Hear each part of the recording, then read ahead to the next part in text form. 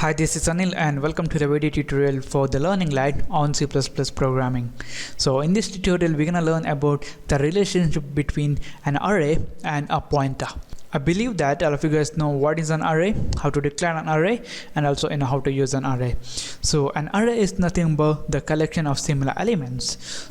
So if you want to declare an array in your program, you guys need to specify the data type. So just for the demonstration purpose here, I'm going to create an integer array. So it's going to be int, and the name of the array, let's say number, and then square brackets, and between the square brackets we need to specify the size. Let's say 5, and you guys can initialize the array by using this curly braces. Let's say 22, 555, 44, 88, 99.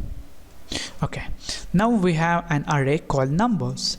So to access the elements stored in this array, what we were doing is we were referencing that array variable and then the index of that element.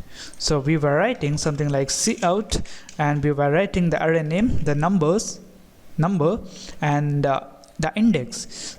So the first element was present at the index 0, and similarly the last element was present at 1 less than the length of that array. So here what I want to show you guys is I just want to refer this array name number, and then I'm going to end this statement and I'm going to build and run this program. Let's see what happens. So now you guys can see we got something which looks like an address. So 0x23FEEC. So we know how to print the value stored in a memory address. So we need to use the value@. operator. So what we're gonna do here is we're gonna use the value@ operator with this array name. So just remember this, we are not referencing this array using an index. We just want to know what is stored in this memory location stored in this variable. So I'm going to save this, I'm going to build and run this. You guys can see we got 22, and if I look at this array we have declared, the first element is containing the value of 22. So let's change this one to, let's say, 29, and save, build and run again. We got 29. So there must be a relationship between this array name or the value stored in this number and the first element in this array. So what happened here is when we declare and initialize an array, the memory was allocated to store the array elements. So here in this case, memory was allocated to store 5 values. So 29 was stored here, and 55 was stored here, and similarly 99 was stored in the end. And this number was containing the address of the first element. So this number was storing the address of the first element, and that's why when we use this star with this number we got this value. Now we know that we can access these array elements using 2 methods. One, by using the array index, the array name, and then the index, and then I'm gonna copy and paste it in the next line, and then by using the array name and using a value@ operator.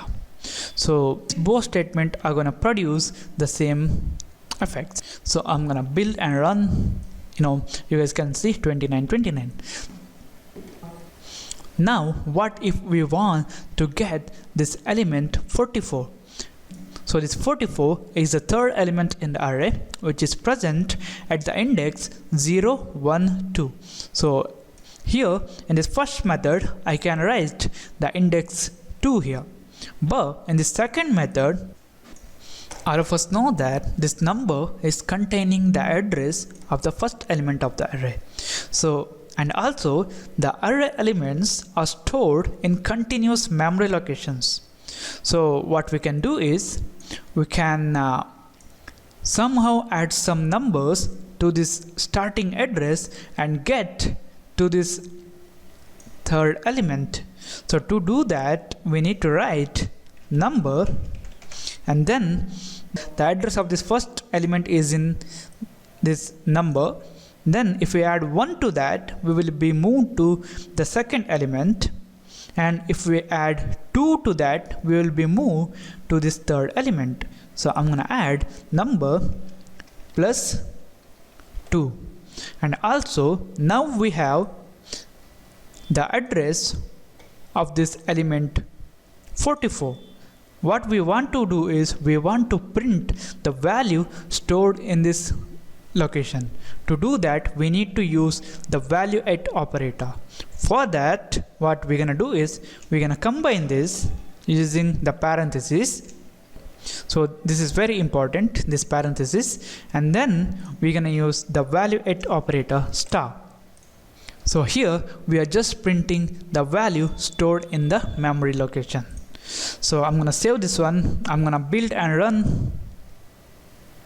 You guys can see we got 44, and if I change this one to 4, we'll get 0, 1, 2, 3, 4, 99, and here also I'm gonna add 4 to that number.